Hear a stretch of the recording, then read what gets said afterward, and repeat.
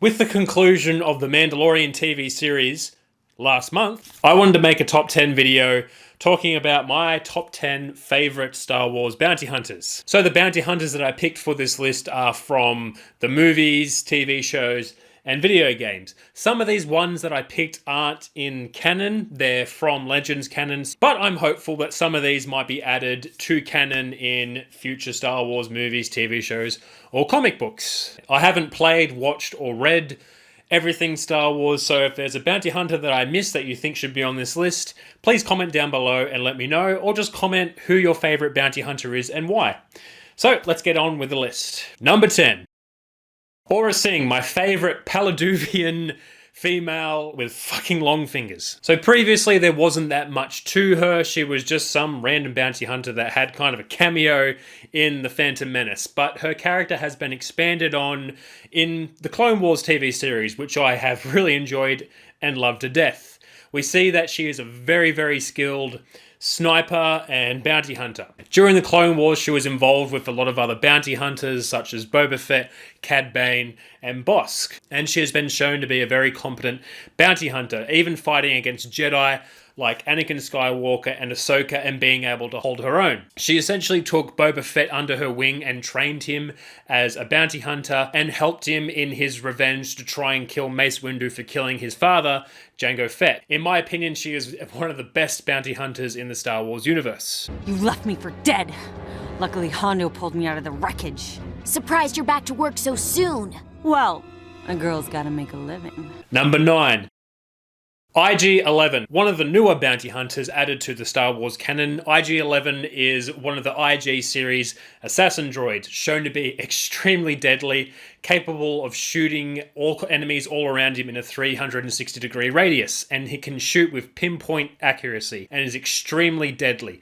He carries a thermal detonator in his chest to avoid being captured and being able to be used in suicide attempts to destroy the last of his enemies. He is later reprogrammed as a bodyguard droid for Baby Yoda in the Mandalorian TV series, and he does eventually sacrifice himself in order to destroy the last of the stormtroopers to let his friends escape. And he is one of the few people that has seen the Mandalorian's face. He takes everything literally, and he is voiced by Taika Waititi, which adds a kind of comedic charm to him, and he is one of my favorite droid assassins.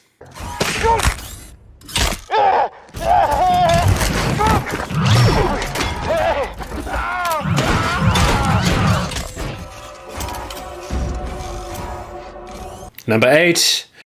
Bossk, the most well-known Trandoshan bounty hunter, the son of Kradosk, who was also a bounty hunter and who we assume also taught his son everything he knows. Bossk was first introduced in The Empire Strikes Back, where he was shown with the other bounty hunters Boba Fett, Dengar, and IG-88B. And his character has been expanded on in the Clone Wars and Rebels TV show, where he's shown to work for many other different people, and he associated himself with Boba Fett, becoming a sort of bodyguard of sorts for him. He teamed up with Aurra Sing and Castus to mentor Boba Fett and help him with his vendetta against Mace Windu. He was a member of Boba's syndicate called Crate's Claw, and he eventually worked for the Empire as well. And he was one of my favorite characters to play as in Star Wars Battlefront 2. Nothing more satisfying than using toxic gas to gas out your enemies, blow them up with a mortar, and lay traps for them with trap mines. Absolute fun to play as. And what's not to like about a reptile man lizard thing with a mortar gun? He truly is a Bossk. We have a job to do, and you owe us a man. Join our merry band of bounty hunters, or we turn you over to the authorities. Number 7.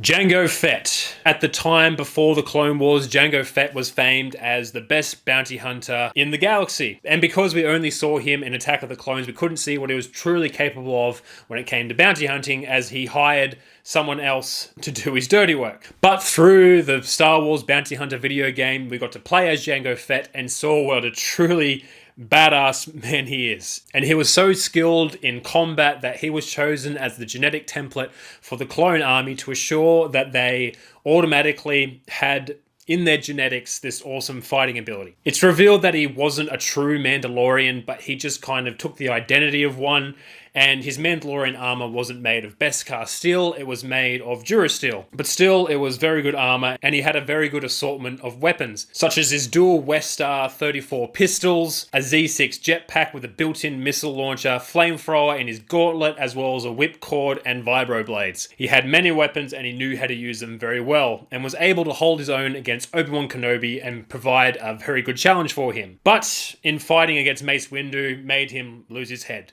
Literally.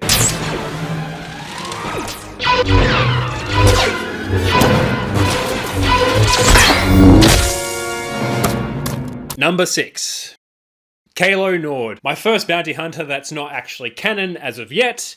Chalo Nord was a human that was alive during the Old Republic era during the Jedi Civil War. Chalo Nord had a very tough upbringing. He was sold into slavery by his parents. When he turned 16, he killed all of his slavers and escaped. And eventually a bounty was put on his head and he killed every single bounty hunter that came after him. And eventually he became a bounty hunter himself. He had personal armor that was made specifically for him in the style of the Mandalorian Neo Crusader armor. And the person that made his armor, he killed him so that he wouldn't have to pay for it and the armor would be unique to him. He literally kills every single person he comes across. Oh boy, here I go killing again. And I remember my first Knights of the Old Republic playthrough where I pissed off Chalo Nord thinking I could take him on, only to immediately be killed in one shot by Chalo Nord. He was probably the most successful bounty hunter of that time until he was killed by Revan and his posse on Tatooine. 1, 2, 3.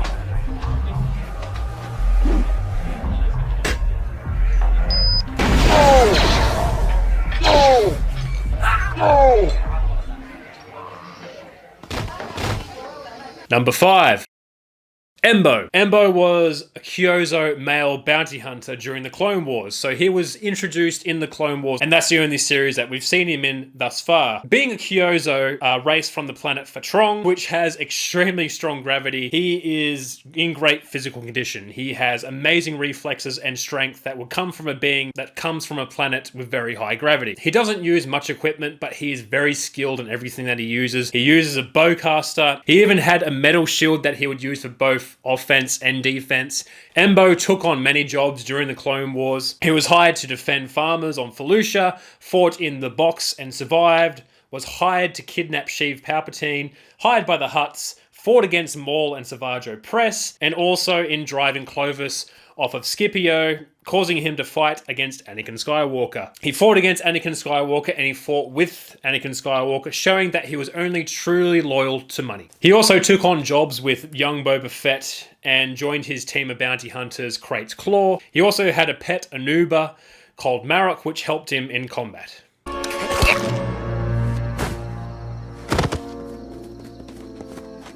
Quick work. Number 4. Dirge. Now non-canon, but I am hopeful that Dirge will be introduced later on during the Clone Wars TV series. He is hoping. He is a male Jedi, a race of boneless beings that are extremely powerful. He wears armor to take on a humanoid kind of form, but he's not confined to this form and can take on different forms and look completely different. They live for thousands of years and can survive immense damage to his body. For example, he gets stabbed, he gets limbs chopped off, electrocuted, shot, and he survives that quite easily. He even survives being exploded from the inside by Obi-Wan Kenobi. This makes him an extremely dangerous bounty hunter that seems impossible to take down. Over the course of his career, he came to hate Mandalorians. Now, this isn't considered canon anymore, but he began working with the Confederacy of Independent Systems so he could fight against the clones because they were genetic templates of Jango Fett, which at the time was considered a true Mandalorian. So he wanted to kill those Mandalorians. And in the Clone Wars TV show, he was shown fighting against Obi-Wan Kenobi and was doing very well and almost killed him. Obi-Wan only managed to get away after exploding Dirge from the inside. He has lots of cool weapons such as shields, blasters, flamethrowers, a lance, and he's just shown to be an absolute badass. And is easily a match for any Jedi.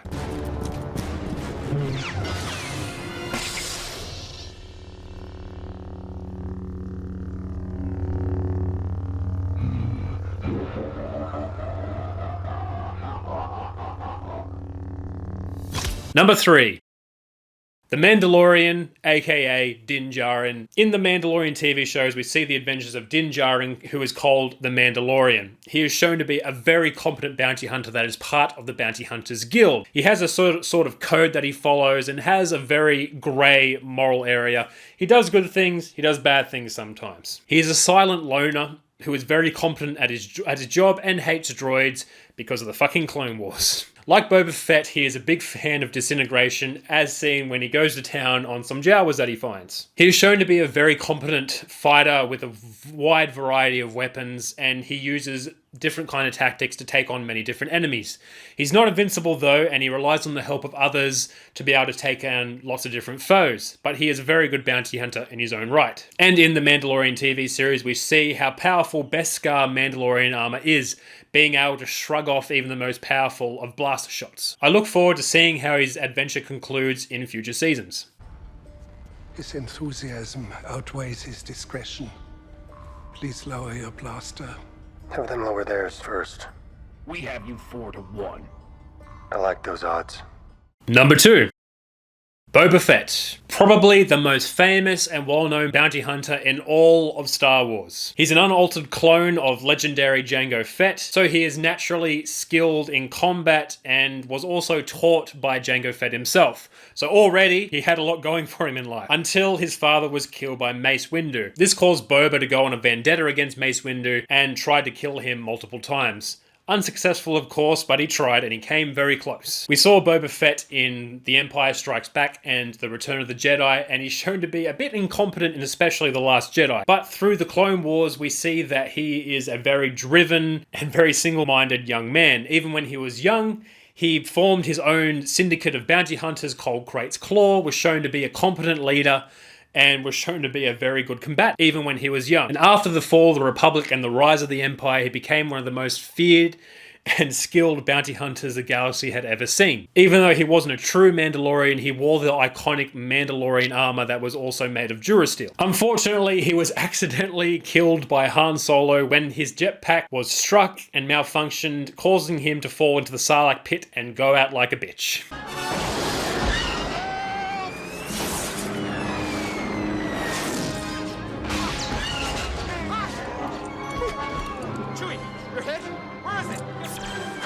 Number 1. CAD Bane. Easily my favorite bounty hunter of all time. Introduced in the Clone Wars TV series, CAD Bane is a Duros alien with a kind of old western kind of look and a very articulate and very intelligent alien. He became one of the foremost bounty hunters during the Clone Wars after Jango Fett was killed. And it's argued that CAD Bane and Jango Fett were probably equals in terms of their skills and abilities. He took on many jobs for Darth Sidious during the Clone Wars. He was involved in a lot of jobs that involved taking on Jedi, from stealing a holocron from the Jedi Temple, kidnapping Force-sensitive children, bombing the Jedi Temple, and having so many run-ins with the Jedi. CAD Bane is shown to be very competent when fighting against Jedi. He fought against Obi-Wan Kenobi, Anakin Skywalker, Mace Windu, Ahsoka Tano, and Quinlan Vos, and he held his own against all of them. He has a large variety of weapons, blaster pistols, stun gauntlets, flamethrowers. Of course, what bounty hunter doesn't have a flamethrower? And his breathing tubes allow him to survive being force choked. CAD Bane, more like Chad Bane. Put up your hands. I got business with the Senate. How about you fellas step aside? On your knees. Raise your hands. Slowly.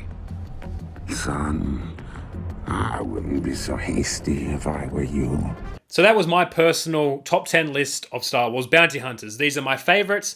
They might not be the same as you. You might not like including non-canon bounty hunters in your list. But if you would like to give me your list of bounty hunters or just who's your favorite bounty hunter in general, I would love to hear about it in the comments down below. So if you're new to my channel, I'm planning on making a lot of other top 10 lists like this one, talking about Star Wars and many other franchises as well. If that sounds like something you're interested in, please consider subscribing. If not, thank you for watching my video. I really do appreciate it. Have a nice day. And to my loyal subscribers, thank you for listening to me ramble on about Star Wars bounty hunters for a few minutes, or quite a few minutes. Thank you again, and I'll catch you next time.